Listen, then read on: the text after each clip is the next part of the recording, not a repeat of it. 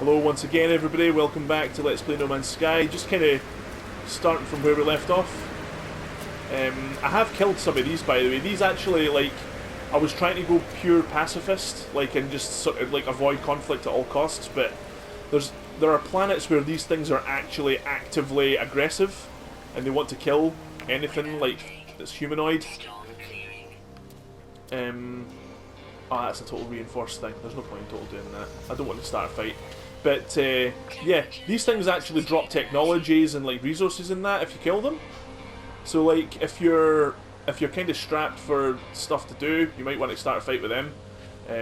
Try and finish the fight quickly, though, because they'll sort of call in reinforcements in that. Yeah, man. Oh, so cool. So cool. So, topic of discussion? What else have I been doing? I finished Dragonfall. I finished Shadowrun Dragonfall like a couple of days ago, and it was amazing. Like, if you've never played any Shadowrun stuff before, imagine like a kind of cyberpunk kind of world, like Blade Runner, like the movie Blade Runner, but with like magic. Like the planet is like been through something called the Awakening, or the Convergence, or something. I can't remember what it's called, but it's like I think it's like the Awakening, and yeah, it's like oh crap, something's been killed, and it's like all these other like meta-human races are there as well. Like you can get trolls and orcs and like trolls, orcs, dwarves, and elves. So it's kind of like high fantasy characters and like a high fantasy. Oh, there's not enough fuel in the thrusters. Launch thrusters. Go. Plutonium. It's like this sort of high fantasy, Tolkien-esque sort of races and like magic and all that, but mixed into this sort of like futuristic cyberpunk thing where people can get like augmented, like Deus Ex Human Revolution sort of thing. You can get like augmentations in your arms, like blade arms and like wired reflexes to make you faster and all that. And yeah, it's almost like a sort of XCOM kind of top-down, like XCOM Enemy Unknown sort of strategy game. It's sort of like, it's not as high budget as that though, because it's not like a big publisher or anything that backed it up. It's just this kind of small developer called Harebrained Schemes that are sort of in charge of doing all the sort of Shadowrun sort of tabletop like style bit like for computer games and that. And but yeah, oh man, absolutely phenomenal. Like if you like cyberpunk, or if you like sort of isometric sort of strategy games, kind of like XCOM, you kind of go wrong with a bit of Shadowrun, because it's just such a cool story, just with all the stuff going on, like all the like everything that's in the game. Whenever they speak in the game about what they're doing, or like it's like a really good written book, but you're playing a game. Like, everything's so descriptive. It's just really amazing to see such like attention to detail and like all the narrative, you know. So if that sounds like it's in your wheelhouse, if you're interested in something like that, and or maybe if you were looking for something different, and you're kind of into like turn-based strategy sort of stuff, check that stuff out, because like Shadowrun is absolutely awesome. There's 3 games: Shadowrun Returns, Shadowrun Dragonfall, and Shadowrun Hong Kong. There's also an online one as well, which is it feels kind of better to play. It feels better to play the strategy side of it online with like friends and that. Like you can have like yourself and 3 other friends like playing through missions and that. So you can have your Shadowrun group as like four friends. But in terms of, oh, might be like a way to get in here now that I've got the chip. V2. I've only got a V1 one.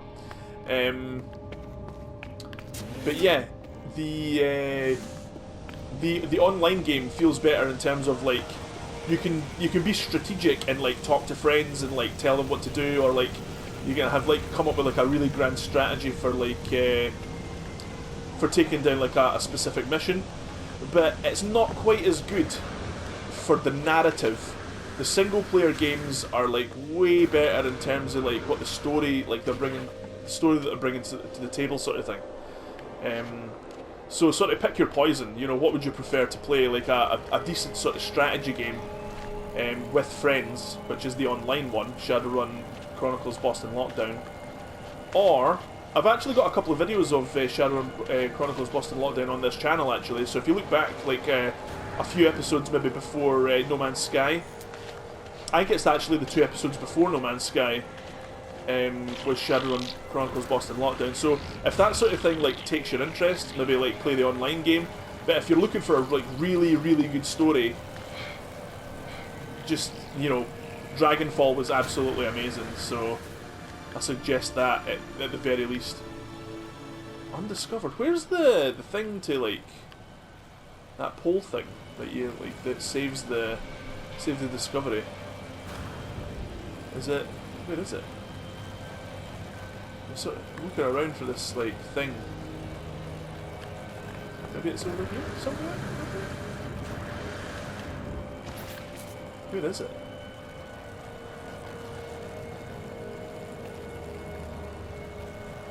Huh. Oh, there it is there. What then? Did I already get it? I think I've already got it actually. God damn it. Oh, I didn't. Nice. Okay, good.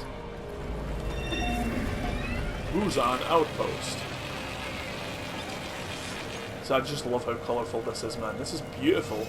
Like total nice blue skies, but the atmosphere's kind of pink. It's just really nice looking. Well, we've not been in these buildings either, so let's have a wee check in here.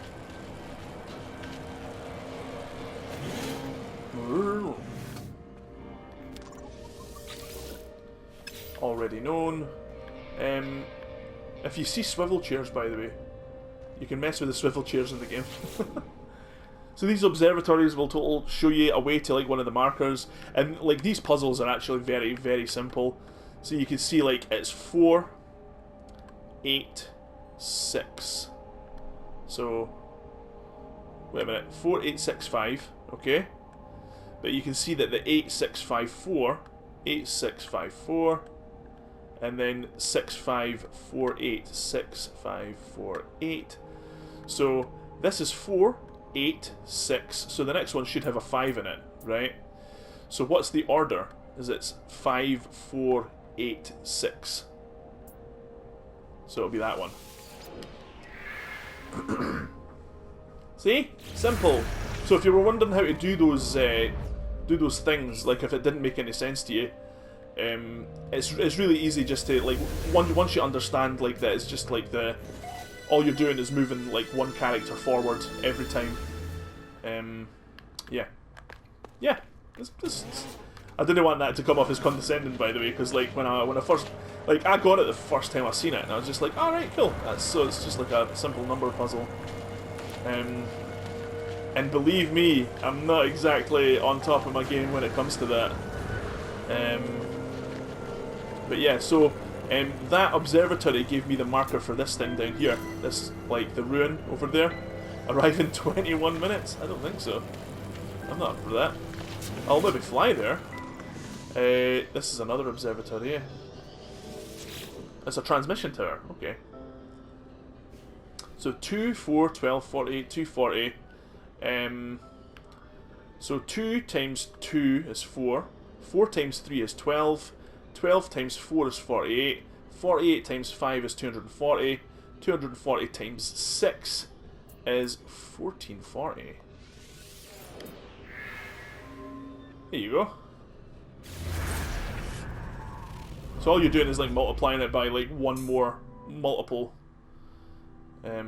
Yeah, again, not on top of my game when it comes to like maths like that, but as soon as you realise that all these things are essentially the same puzzle, but like sort of different, and that gave me coordinates to like that thing there.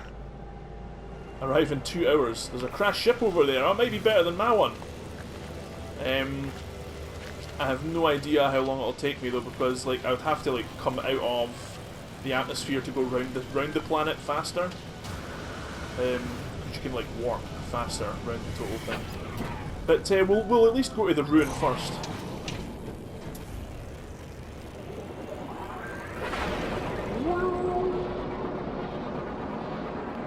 How long's that one got to go? 5 minutes. No chance.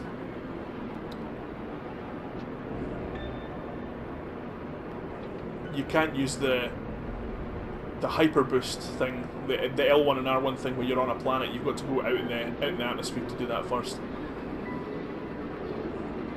Out from the atmosphere, sorry, because you get like planetary interference when you try and do that.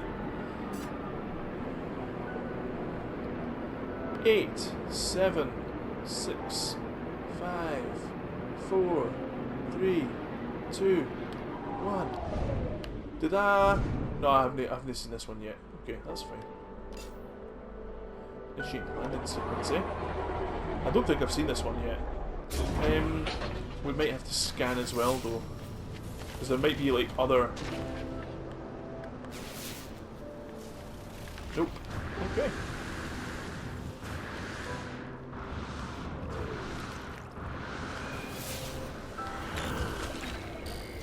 Destination reached. Okay. Gek thing. Ashes of the Gunner War. Flickering emblems appear in the stone. Although I do not recognise the language, somehow I can read the history of the strange planet and the Gek who once resided here.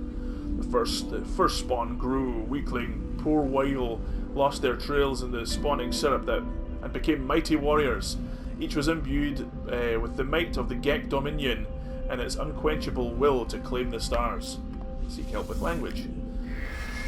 So yeah, as times went on, I don't really care so much about the whole problem with the like, you know, the inventory system, like I was talking about before, because like once you've got like more slots, it's just like it's really easy to sort of, especially if you pick up stuff that you can just sell, like the Gek charms and all that. I think the main problem with the game though is learning a language one word at a time. Is unless you're filling that time with other things, which I am, which is fine. It can maybe get a wee bit boring, because like I found that you can like sort of infinite loop the guys in the guys that are in like the science centers and all that, and you can essentially like give them carbon, talk to them once, get the reward, and then talk to them again, and then you'll get the ability to learn a word. And you can just repeat that process. The next time you talk to them, you get the reward, and then you talk to them again, you get a word. So you can keep on doing that if you want to like learn the language really quickly. And I did that for a wee while, and I was just like, man, this is not the way I want to play this game. So yeah, if I see them, like I'll do that maybe once or twice, get 2 or 3 new words, and then after that I'll just kind of leave and fly away and maybe go to another planet or whatever like that. But so we've seen the red. There's probably an awful lot more to explore here, because it's like an entire planet. Obviously, we just passed like a marker there than actually. There's other things down there. But for the next episode, guys, let's like go to one of the other planets in this system. Abandoned building.